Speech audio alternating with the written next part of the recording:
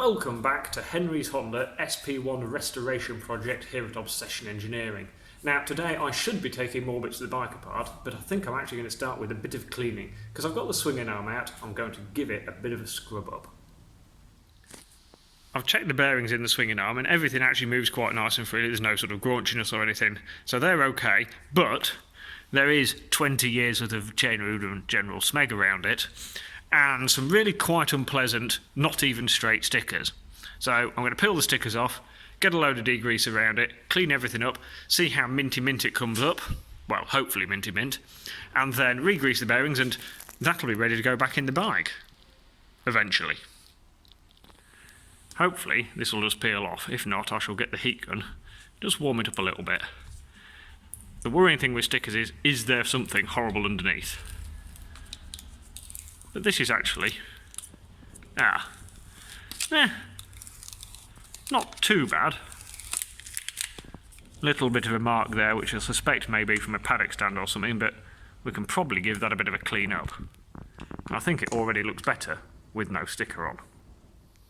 With the big sticker removed from the other side, it's actually in better condition than the left-hand side. So that's not looking too bad. Next trick is to give it a thorough clean and see what we've really got. After a bit of cleaning, that's looking considerably better.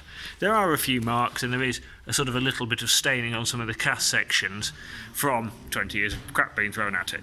But it's straight, there's no real damage on it, just a couple of little marks here and there. But the chain guide has got holes in it. So that will be on the list for replacement. So yes, I've blown everything dry. We'll put a bit of grease in the bearings, and then that can go back together in several weeks when I've got a spindle back for it.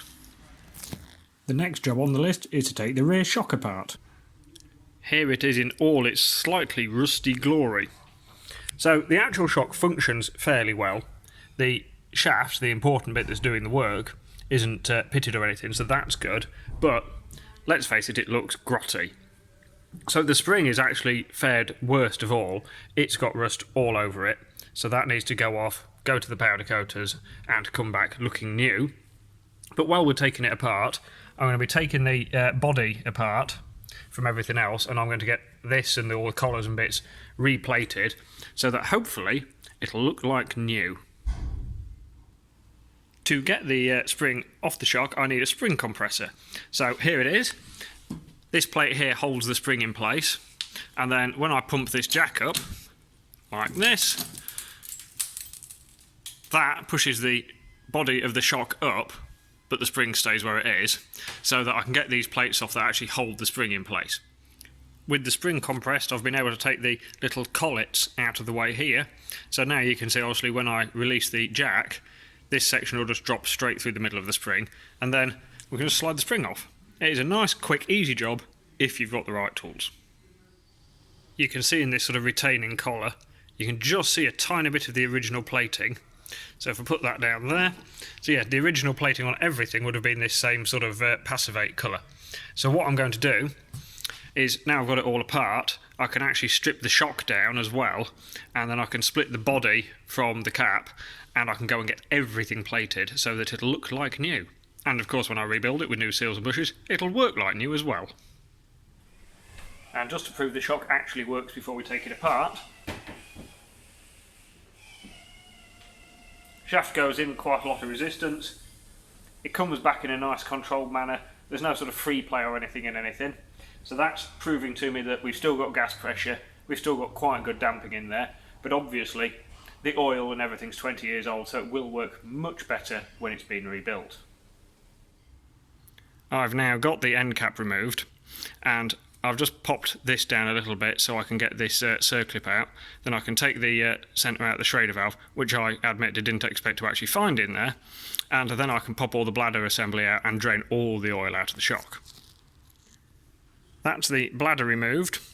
The oil is kept down there, so what I can do now is I can remove the far end of the shock down here, I can pull out the piston assembly, and then I can strip the body off the top.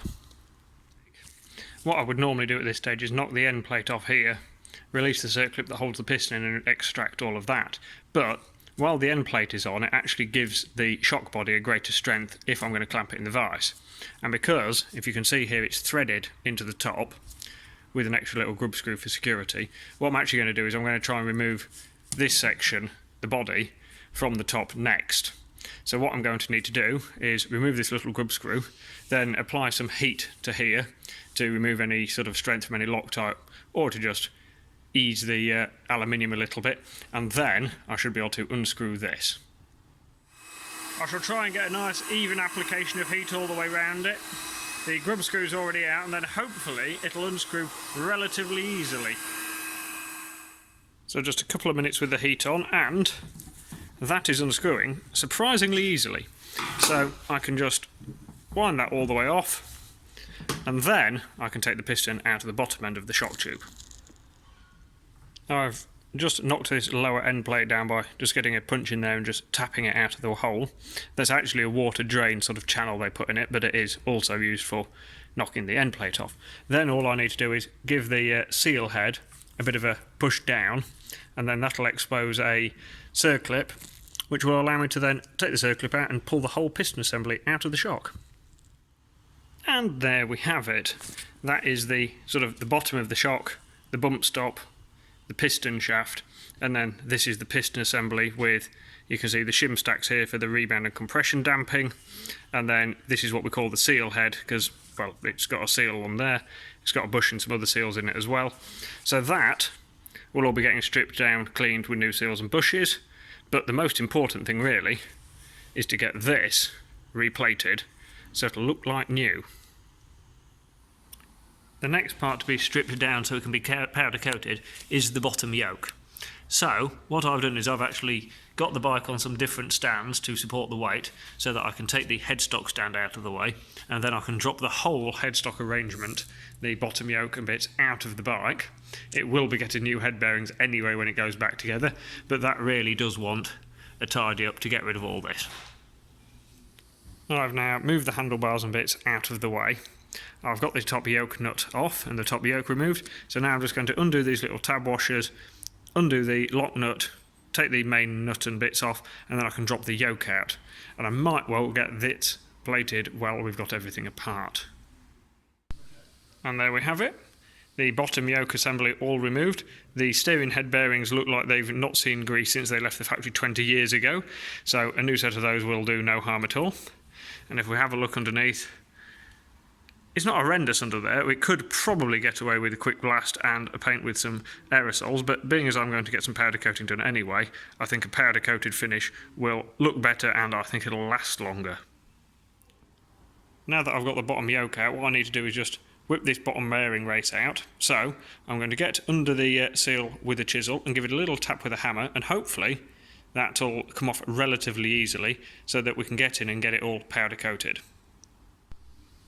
It may seem a bit harsh to get the chisel under here and give it a tap with a hammer. You think, do I really want to hit my motorbike with a hammer? But it is actually the way the manual tells you to do it. So this is the technique. Chisel under there, under the seal, and I'll just give it a few gentle taps, and hopefully this seat will start to move.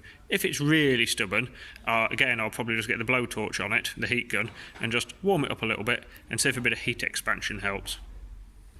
There we've got the bearing cup and the seal. They actually came off surprisingly easily, and very little persuasion needed, so that was nice. So the nice thing is now, all the bits I need to powder coat are removed, so they can all go away. Just got a few more bits to do so they can go to the platers. Now that the bike's in full hover mode, I have a nice pile of bits on the floor that need to go away to different places. The hugger will be getting painted along with a couple of bits of bodywork they're just going to get touched up. Then we've got exhaust pipes. The actual silencers will be going probably to Paul at A16, who's going to re-sleeve, hopefully, the aluminium one in stainless, so they actually match. And we'll get them repacked while we're there. The header pipes, as grotty as they are, hopefully we'll clean up with a stern wire brushing and a bit of acid solution and some Brillo pads. So hopefully they all come up fairly well. Then we have a pile of slightly awkwardly 4 different coatings to be plated. The spindles are like a dull grey coating. The shock body and quite a lot of the fasteners are zinc passivate. Then there's some dark plated stuff which is covered in, I don't know, licorice or something, and then some nice sort of bright silver bits. Originally bright silver, not anymore. So those bits will be plated and they will probably take a while to come back, and the bits that should be a bit quicker will be the powder coating. So I'm going to get the spring repowder coated, both wheels done straight black, and the bottom yoke, but I'm just going to nicely mask off everything that doesn't need doing, so it's only the actual bottom yoke itself, because it looks a bit grotty underneath. So that, hopefully, is that. The next stage, while these bits are away, we'll be rebuilding the forks, which are actually upstairs with new stanchions waiting. Thanks for watching, and join me again next time for more SP1 fun.